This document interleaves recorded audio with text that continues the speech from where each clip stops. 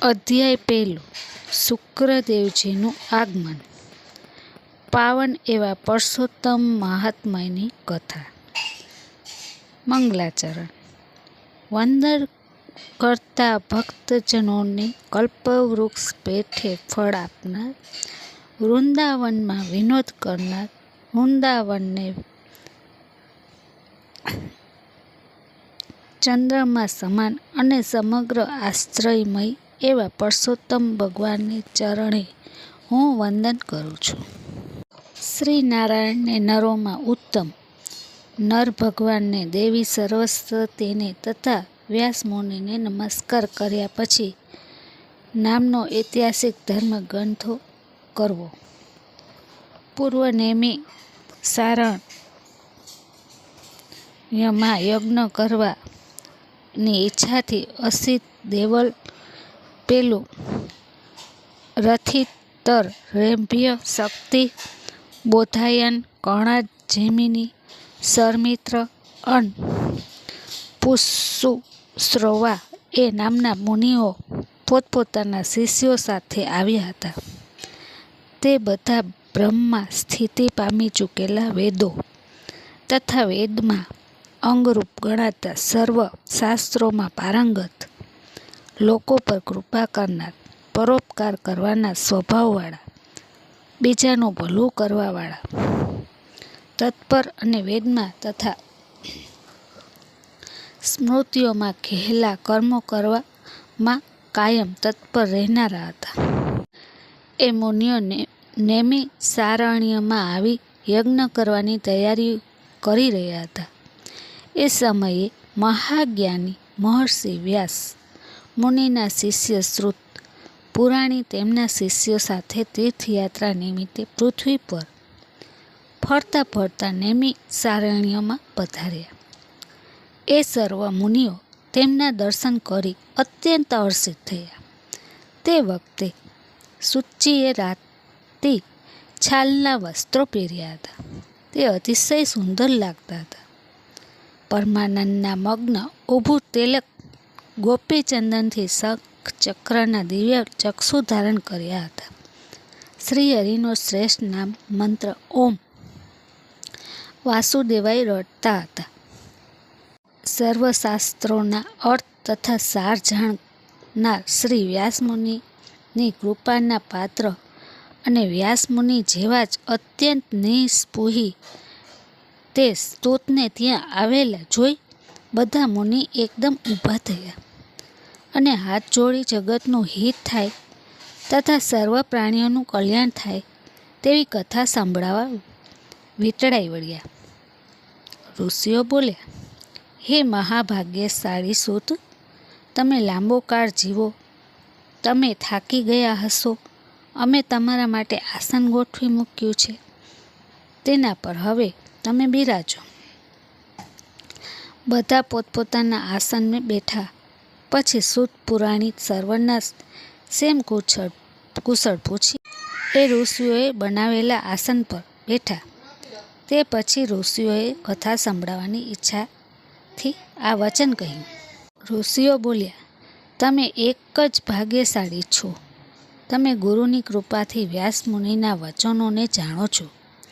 ડૂબતા મનુષ્યોને પાર પહોંચાડનાર અને તેમનું કલ્યાણ થાય તેવી પવિત્ર કથા અમને સંભળાવો.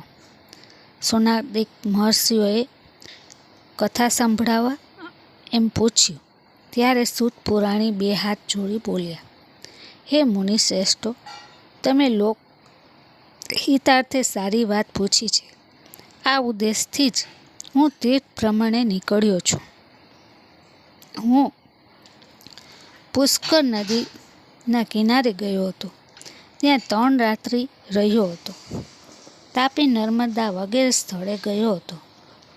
શ્રી નારાયણના દર્શન કરવા બદ્રિકાશ્રમ ગયો હતો.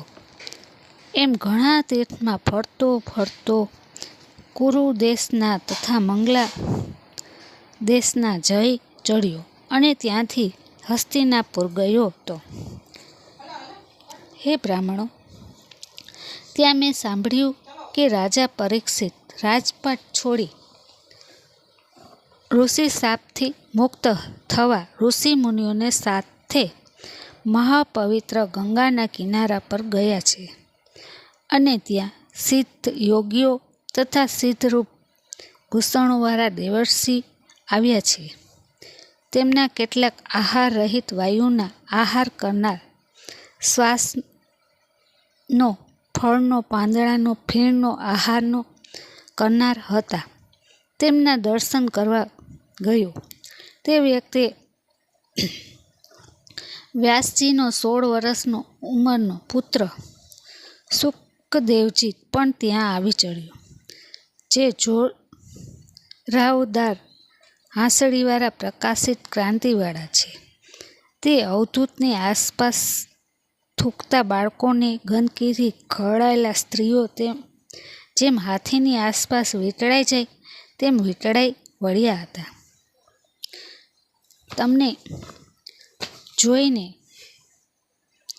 બધા મુનિઓ હર્ષથી હાથ જોડી ઊભા હતા. મુનિઓએ શુકદેવજી માટે ઊંચું આસન ગોઠવ્યું. બધા મુનિઓ પણ બેઠા. ત્યાં બેસી બ્રાહ્મણોએ કરેલી પૂજાનો સ્વીકાર કર્યો અને તે વખતે વ્યાસપુત્ર મહામુનિ શુકદેવજી તારાઓથી વીંટળાયેલા ચંદ્રમાની પેઠે શોભી રહ્યા હતા. શ્રી બૃહદનારાયણીય પુરાણનો પુરુષોત્તમ મહાત્માનો શુકદેવજીનું આગમન નામનો પહેલો અધ્યાય સંપૂર્ણ. અધિક માસની પહેલી વાર્તા કાઠાગોરમાની વાર્તા. કાઠાગોરમાની વાર્તામાં આ રીતે છે. એક ડોસીમા હતા. ડોસીમાને 2 વહુ. ડોસીમા એકલા રહેતા હતા.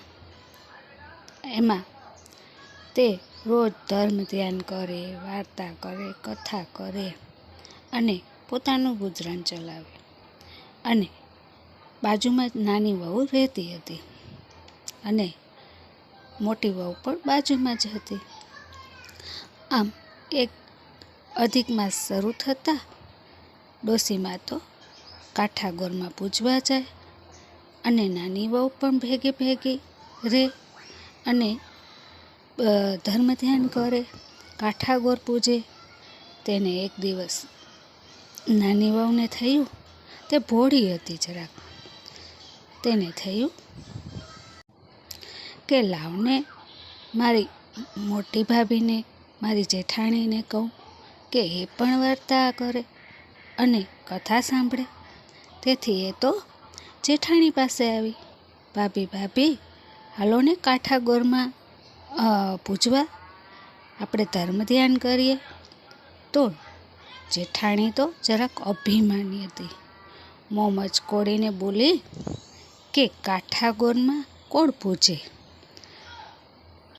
ના રે બાઈ, ડોસીમાં તો છે નવરી અને તું પણ નવરી. મારે તો કાઠાગોરમાં પૂજવા આવવું નથી. મારે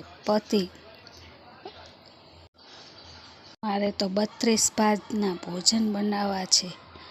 પતિ દુકાનેથી આવે, પુત્ર ગામથી આવે, પુત્રી પિયર આવે, વહુ, છોકરા,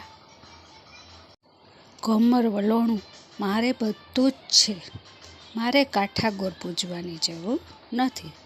તમે તો બાઈ છો નવરી, પૂજો કાઠાગોરમાં. મારે કાઠાગોરમાંની જરૂર નથી. આમ કરી અને નાની વહુનું અપમાન કર્યું. નાની વહુ તો બિચારી ભોળી, તે તો સારું કરવા ગઈ, પણ આવું અપમાન થયું તોય તે ડોસીમાને કહેવા લાગે કે માં આ રીતે મારું અપમાન કર્યું. ત્યારે ડોસીમા કહે કે ઘેર ગઈ એ જાણે, એનું કામ જાણે. જેવું કરે એવું લણે. એ ભલે આપણે જે કરીએ એ આપણે ભોગવીએ, એ જે કરે એ ભોગવે. ફરી કથા વાર્તા સાંભળવામાં વાર્તા કરવામાં મશગુલ થઈ ગયા.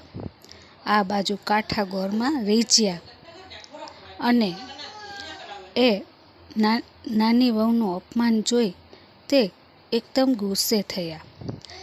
પતિ દુકાનેથી ન આવ્યો, પુત્ર ગામેથી ન આવ્યો, વહુ પિયર જતી રહી, દીકરી પણ ન આવી, વાછડું ગાય ઢોર ઢાખર એ પણ ન આવ્યા.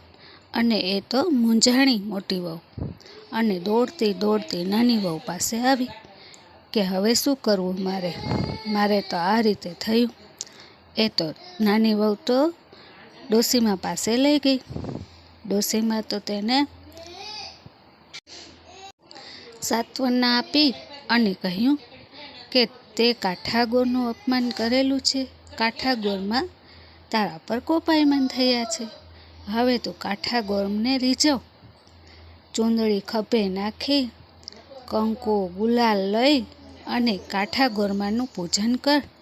તે સો સારાવાના થશે અને કાઠાગોરની પૂજા કર. મોટી વહુ તો ડોસીમાં અને નાની વહુ ભેગી કાઠાગોરમાં પૂજવા ખભે ચૂંદડી નાખી અને નદી કિનારે આવી. તેને તો કાઠાગોરમાનું પૂજન કર્યું અને સો સારાવાના થઈ ગયા. પતિ ઘરે આવી ગયા, વહુ પણ આવી, દીકરી પણ પિયરે આવી અને ઢોર પણ આવી ગયા. આમ કાઠાગોર રીઝે તો ધન દોલત પૈસો ટકો બધું જ છે. કાઠાગોરમાં ભાવના ભૂખ્યા છે કે નહીં કે કાઠાગોરમાં જય માં કાઠાગોર. માં ગોર મારે કાઠા તે ઘઉંની રોટલી, ગોરમાં ગોર મારે. જય કાઠાગોર.